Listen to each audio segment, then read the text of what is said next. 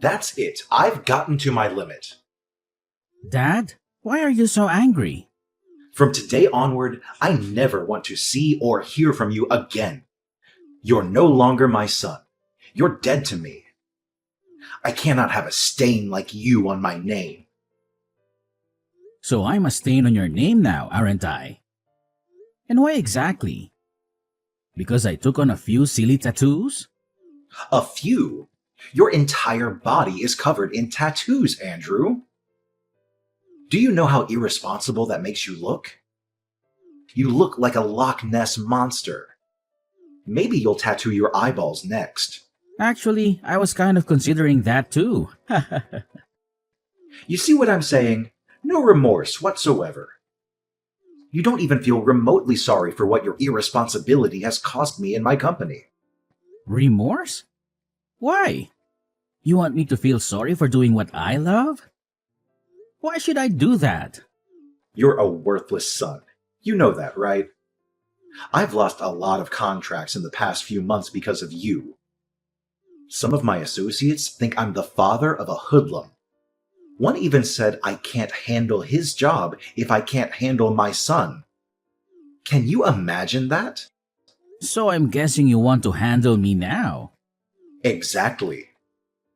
I need you out of my business and out of my life before it gets out of hand. Okay, but you remember that I was the one who helped you reel in all the contracts you currently work on, right? You lost your flair for pitch-perfect presentation years ago, Dad.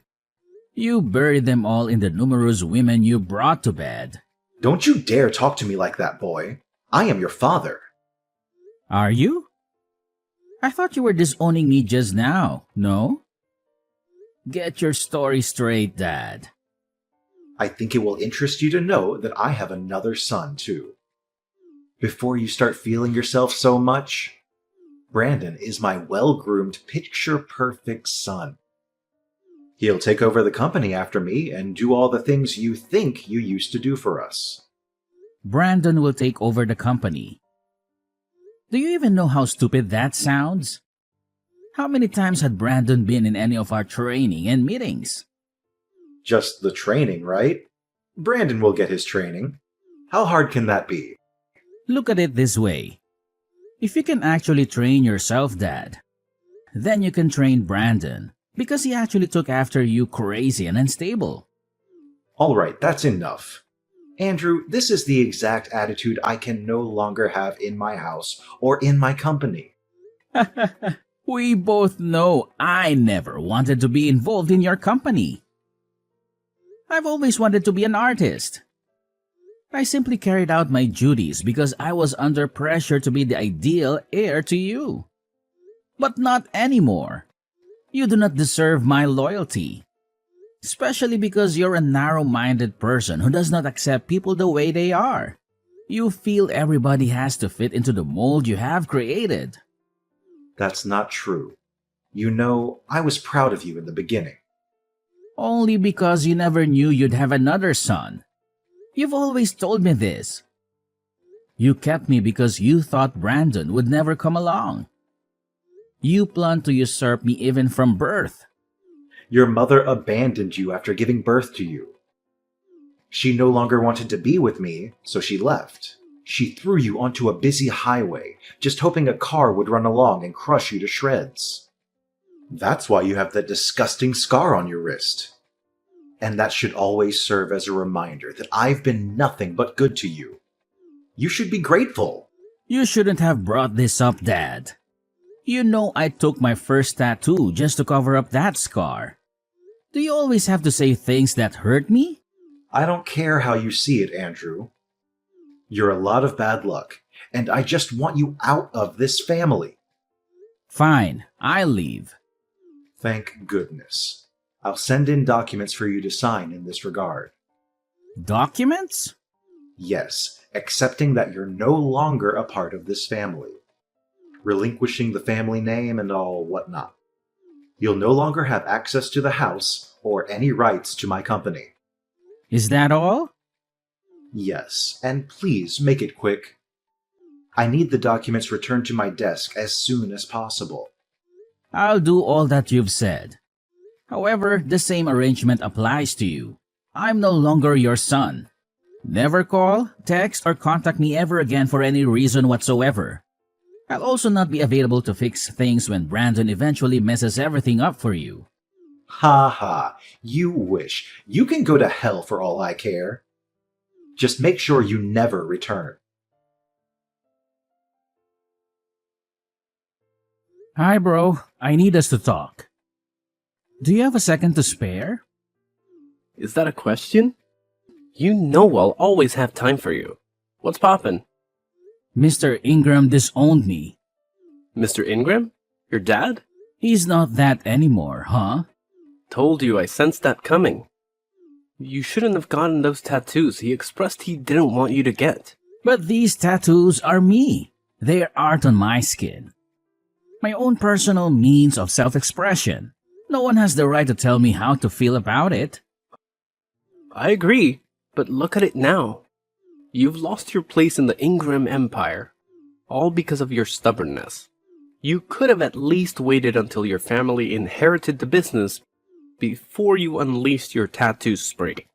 Don't you think? In a way, I am happy things happened when they did because I never really wanted to be a part of the company in the first place. Attending board meetings, nerve-wracking brainstorming, and having to act all nice to people I genuinely hate. All that was a lot for me to handle, bro. I really could have quit at some point myself if he had not already disowned me. Mr. Ingram just made my ordeal a whole lot easier. It's the way you say Mr. Ingram, as if he was never your father. Was he, though?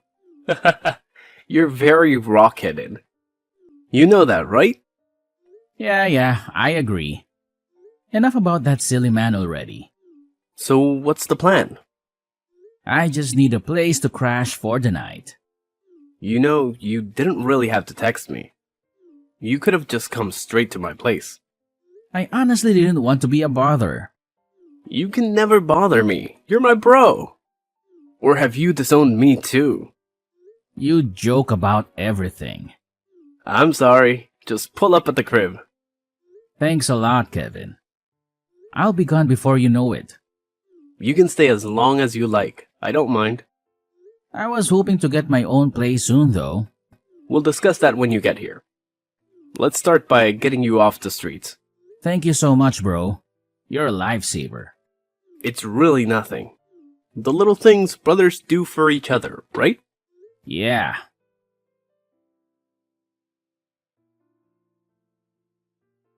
Hello, Kevin. It's good to see you. Andrew, my friend, how are things going? I know it's quite late, but I wanted to express my gratitude for your assistance with my move tonight. Your friendship means a lot to me. Don't mention it, Andrew. That's what friends are for, right? By the way, your new apartment looks fantastic. Yes, it does. And can you believe it? Miss Rebecca let me move in without asking for any rent up front or a security deposit. That does seem a bit unusual, doesn't it?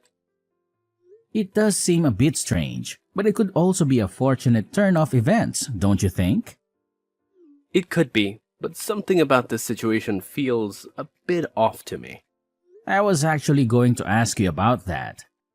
Why do you think Miss Rebecca made us hot coffee and cookies just because I was moving in? Is she always this hospitable to her tenants?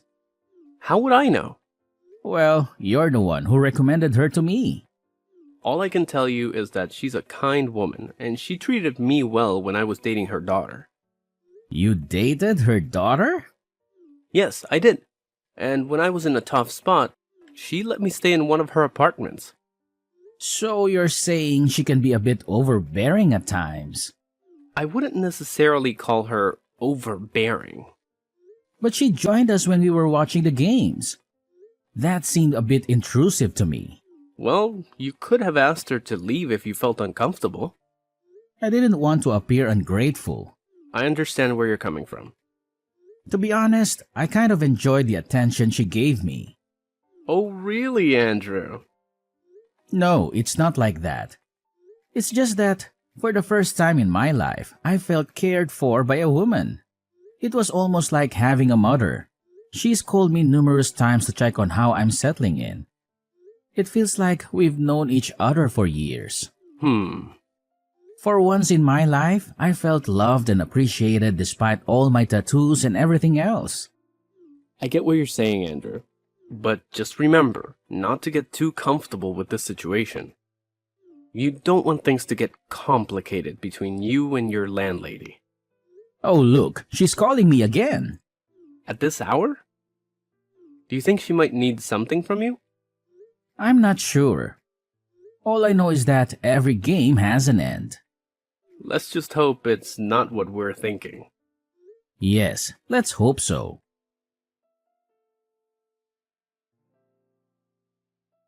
Hello, Andrew, my dear. There's something I've been wanting to show you for quite some time now. Here, take a look at this picture. What exactly am I looking at here? Andrew, please don't play coy with me. You're not oblivious to the signals I've been sending your way. Signals? What are you talking about?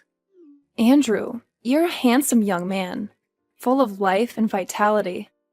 Don't pretend as if you're unaware of the implications of my actions. I'm sorry, Miss Rebecca, but I must clarify that our relationship is strictly professional. You're my landlady and nothing more. Furthermore, there's a significant age difference between us. I can't reciprocate your feelings. I apologize if this disappoints you. Andrew, listen to me. I'm offering you numerous benefits in exchange for a small compromise on your part. Surely you've been in similar situations with other women before, so this shouldn't be an unfamiliar territory for you. Just consider it for my sake. In return, you won't have to worry about paying rent for as long as you live here. Miss Rebecca, I never claimed that I was unable to pay the rent. In fact, I'm transferring the money to you right now. Andrew, I genuinely like you. I don't want to cause any inconvenience for you. This is the only time I'll bring up this topic. And I promise not to bother you about it again. I appreciate your feelings, Miss Rebecca, but I simply can't comply with your request. I apologize. That's all right, Andrew. Take some time to think it over. But remember this. Sooner or later, you'll find yourself agreeing to my proposal. Just wait and see.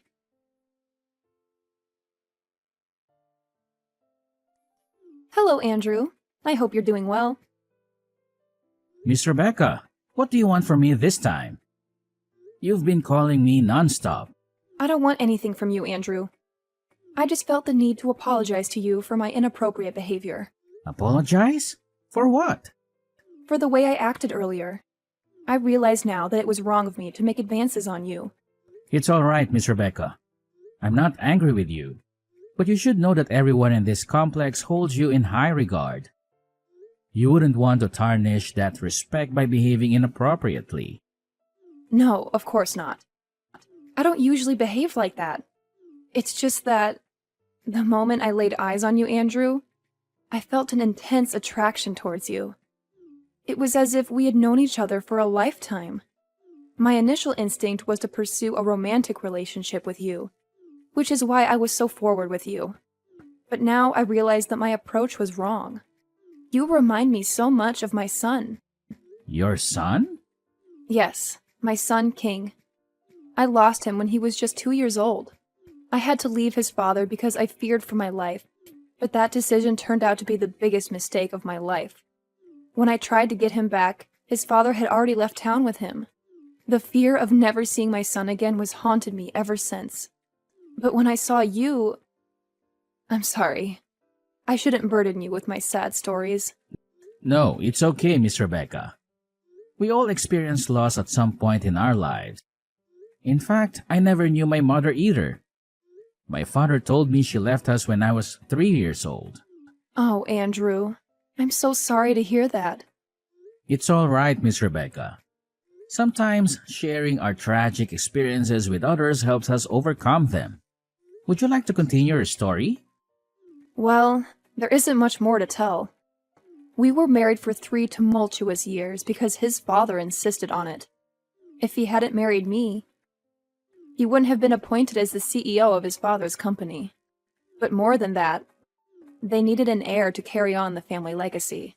So after our son was born, Leonard didn't want anything more to do with me. He became violent and made several attempts on my life. Despite everything, I stayed because of our son. But one day it became too much. Did you say Leonard?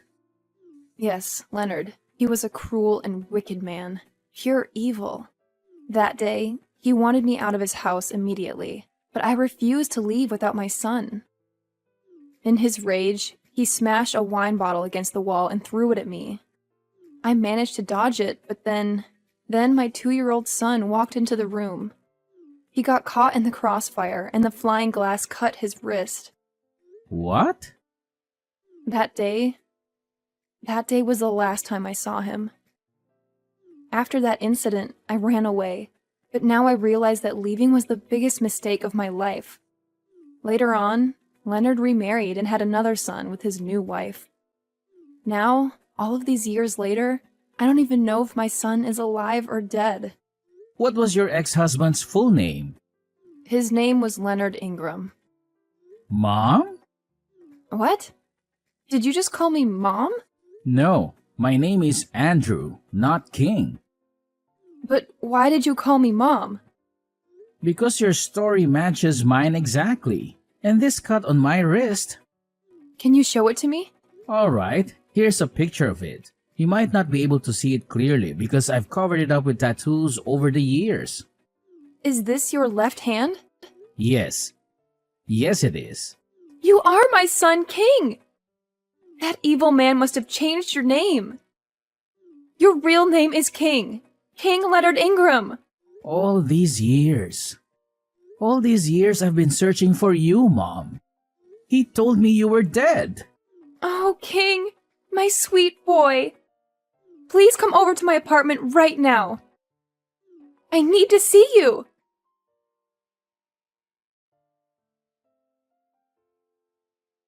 Come back home, Andrew. I need you. Excuse me? Who is this? And how did you get my number? How can you not know who I am? I'm your father, boy, and don't play dumb with me. I know you've been keeping tabs on me. Correction. I'm no longer a boy. I'm a grown man now. And secondly, I don't have a father, so I don't know who this is. And thirdly, I haven't been keeping tabs on you. You're just too famous for your own good. Enough with this nonsense. I want you to come back home right now.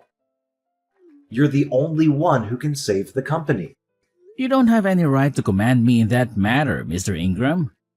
Especially not after you threw me away like trash. I blocked your number before, and I'll do it again right now. Because I do not want to have anything at all to do with a barbaric abuser like yourself. I would watch how you speak to me if I were you. You owe me everything, Andrew. Everything. But you're not me. And that's the amazing part. And no, I don't owe you anything, Mr. Ingram. As a matter of fact, you owe me an apology for all the years of pain and suffering you caused me. I really didn't go through the trouble of getting a new line and searching for your contact just to banter words with you. Just come home and fix things. The company is on the verge of collapse, and you're the only one who can turn things around. Face your wrath? What can you even do? I heard you're old and sickly now. If I begin to run, you cannot even chase me. Of what good are you then?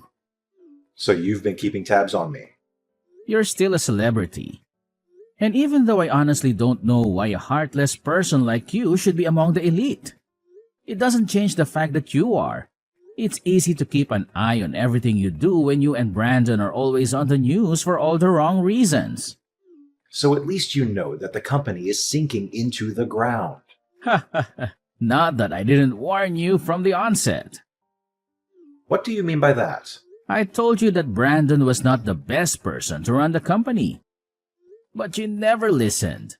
You let go of your key to generational success simply because of your narrow-minded ideas. P.S. The key was me. Okay, fine. You've won, okay? Brandon was the worst choice of my life. He kept stealing money from the company's purse to give to his several girlfriends and mistresses. Meanwhile, he told me he was making investments. And because you love your son so much, you didn't care to make sure he was doing what he said he was. How crazy can you get? Just come home and fix things. We signed an agreement, didn't we, Dad? 5 years ago? No. We agreed that I don't have any right to take any action as your son, and neither am I allowed to take up any position in your company. You also issued a police restriction order forbidding me from being found, even as little as 5 feet away from any of your properties. I made those rules, Andrew. I can break them. I just need your help. And you will give it to me as payment for the 2.5 decades you were under my care. I do not owe you anything, Mr. Ingram. Also, as a responsible citizen, I have no intention of defaulting on government-issued orders. Because, unlike you, I have a lot to lose and a reputation to protect. A reputation? With your creepy tattoos and ungodly mannerisms? How much better could you have gotten in 5 years? I'm sure you're still cleaning floors or washing toilets or something. You should be grateful I'm giving you a second chance.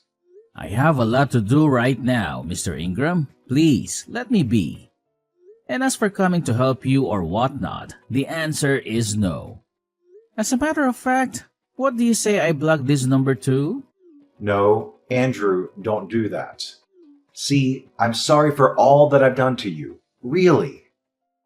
It's just that the company is on the brink of a final liquidation. It's either this or someone else who buys up my business. Something I've worked so hard for. So, has any company come to buy it up? Some guys, RNA Group. They're so strong and they have a lot of money. If I don't do anything quickly, they'll take over everything in a snap. I can't watch that happen. But I'm too weak to do anything right now. I need your help, Andrew. Please. I'm sorry, Mr. Ingram, but I cannot be of any help to you at this moment. You're so ungrateful. I've always known you're a weakling, a failure. I've always known you would be my downfall. A disgrace to this family. Why can you not help me, even after I've begged and apologized? I cannot help you because I am the CEO of RNA Group. What? I founded the company after you disowned me. And for your information, RNA is an acronym for Rebecca and Andrew. Rebecca? My ex-wife, Rebecca? Yes, I found her. And she told me the actual truth about the wicked and evil way you treated her when you were both married. You're such an opportunist, and you don't even deserve to own IG Corporation or any other company for that matter. But you said you never wanted to be part of my company. You wanted to be an artist. Consider this my payback for treating my mother like trash all those years ago. You'll eat the dust you fed her with. You have my word. And by the way, my name is King, and I'm back to rule over all that is mine.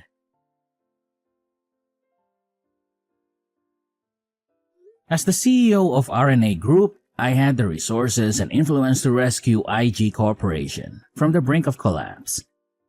However, I had no intention of simply bailing out my father's sinking ship with a generous donation. I had a better plan in mind.